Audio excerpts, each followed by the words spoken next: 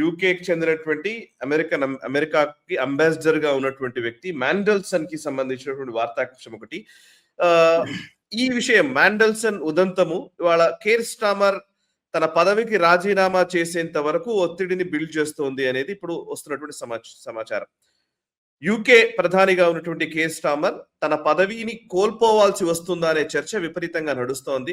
దానికి కారణం మాండెల్సన్ అనే వ్యక్తి తను ఎప్స్టైన్ ఫైల్స్ లో ఇన్వాల్వ్ అయి ఉండడము, ఆయనకు సంబంధించినటువంటి బ్యాక్గ్రౌండ్ చెక్ సరిగ్గా చేయకుండానే ఆయన్ని అమెరికా అంబాసిడర్ గా ఎలా నియమిస్తారు అనే అంశం ఇవాళ దుమారం రేపుతోంది. దీని మీద ఆయన స్టార్మర్ కూడా ప్రకటన చేయబోతున్నాడు. ప్రకటన అంటే యూకేలో టక్కుమని ప్రధాని పదవులకు రాజీనామాలు చేయడం అనేది జరుగుతూ ఉంటుంది కాబట్టి, ఇంతకుముందు అనేక సంఘటనలు మనం చూసాం కాబట్టి, సో ఈ ఉదంతాన్ని ఎట్లా విశ్లేషించాలంటారు?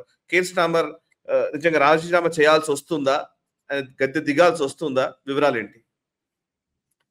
చూద్దాం, అది ఫైనల్ గా ఆయన దిగుతాడో లేదో చూద్దాం.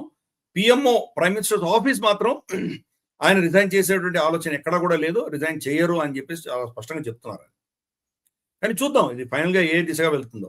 దీంట్లో యాక్చువల్గా దీని కథనం ఏంటంటే, మాండెల్సన్ అనేటువంటి వ్యక్తి యూకే తరపున యూకే యొక్క రాయబారిగా అమెరికాకు వెళ్ళాడు. ఆయన అమెరికాలో నియమించబడ్డాడు. ఆయన తర్వాత జెఫ్రీ ఎప్స్టీన్ ఫైల్స్ లో ఇతను చాలా ఇన్వాల్వ్ అయి ఉన్నాడు. జెఫ్రీ ఎప్స్టీన్ కి చాలా సన్నిహితుడు.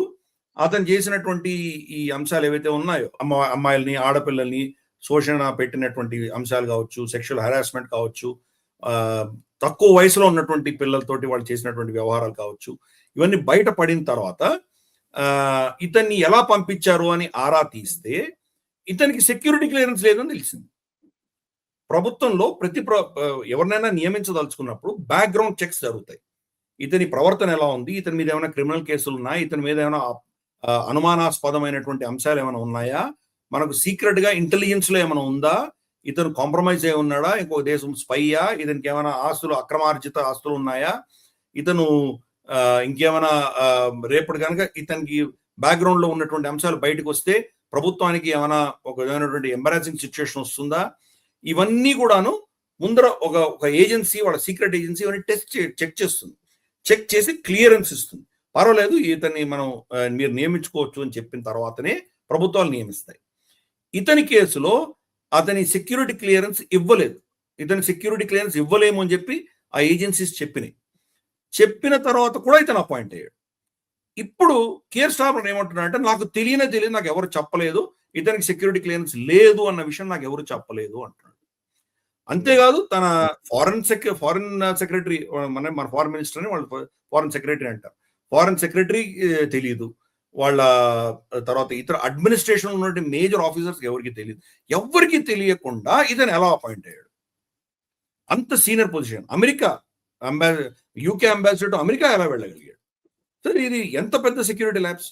అసలు అంత MI6 ఉండి, ఇంత సీక్రెట్ ఏజెంట్ సర్వీసెస్ నుండి ప్రతి మనిషి యొక్క మొత్తం పుట్టుబూరతలు తీసి ఎక్స్రే లాగా చూసేటువంటి మొత్తం వ్యవస్థ, బ్రిటిష్ వ్యవస్థ పెట్టి, ఇంత వ్యవస్థ ఉండి కూడా తనకేమీ తెలియదు. ఏదో సెనగల్కో లేకపోతే ఏదో పప్పువా న్యూ గినీకో అపాయింట్ చేసిన అంబాసిడర్ అంటే మనకు అర్థం చేసుకోవచ్చు. సరే, అంత పెద్ద చిన్న చూసుకోవాల్సిన అవసరం లేదు. అమెరికాకు అపాయింట్ చేసినటువంటి అంబాసిడరు ఇన్ని ఎప్స్టీన్ ఫైల్స్ లో ఇన్వాల్వ్ అయినటువంటి ముందు నుంచి తెలిసినటువంటి విషయాలు, సెక్యూరిటీ క్లియరెన్స్ కూడా ఇవ్వనటువంటి వ్యక్తిని ఎలా అపాయింట్ చేసావు? కాబట్టి నువ్వు రిజైన్ చేయాలి అని చెప్పేసి ఒత్తిడి తీసుకొస్తున్నారు. ఈరోజు లేబర్ పార్టీలో కూడా ఈరోజు కేర్ స్టార్మర్కి వ్యతిరేకత అనేది మెల్లిగా మొదలవుతుంది.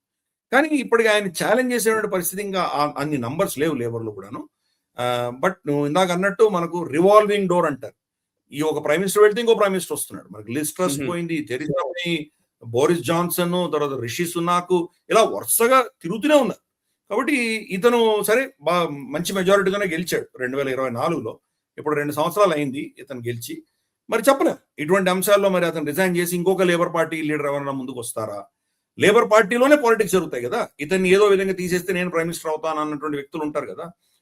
సరే, కన్సర్వేటివ్ పార్టీ అలా ఊరుకోదు, వాళ్ళు చేసేది వాళ్ళు చేస్తారు. కాబట్టి ఈ పరిస్థితుల్లో నిజంగా ఆయన తట్టుకొని నిలబడగలడా లేదని చూడాలి. సోమవారం రోజు నేను అఫీషియల్ స్టేట్మెంట్ ఇస్తాను పార్లమెంట్లో అని చెప్పి అతను చెప్పాడు. కానీ రిజైన్ చెయ్యను అన్నట్టు దిశగానే మనకు సూచనలు వస్తున్నాయి. కాబట్టి చూద్దాం, విల్ వాచ్. బట్ ఇది చాలా చాలా మేజర్ సెక్యూరిటీ ల్యాబ్స్. ఇంత పెద్ద స్థాయిలో ఉన్నటువంటి వ్యక్తి ఆ పూర్వాపరాలు దాని బ్యాక్గ్రౌండ్ అనేది ఏమి తెలుసుకోకుండా ఎలా అపాయింట్ చేశాడు అన్నది పెద్ద మిస్టరీ. కేఆర్ స్టార్మర్ ఈ విషయంలో మాత్రం తప్పకుండా దోషియే. అది దోషిగా నిలబడక. ఈ వీడియో మీకు నచ్చినట్టయితే లైక్ చేయండి, 10 మందికి షేర్ చేయండి. అలాగే కామెంట్ల రూపంలో మీ అభిప్రాయాలను మాతో పంచుకోండి. Nationalist hub group of channels ను సబ్స్క్రైబ్ చేసుకుని తెలుగునాట జాతీయవాద జర్నలిజాన్ని ప్రోత్సహించండి. ఈ వీడియో కింద ఉన్న బెల్ ఐకాన్ పై క్లిక్ చేయడం మర్చిపోవద్దు.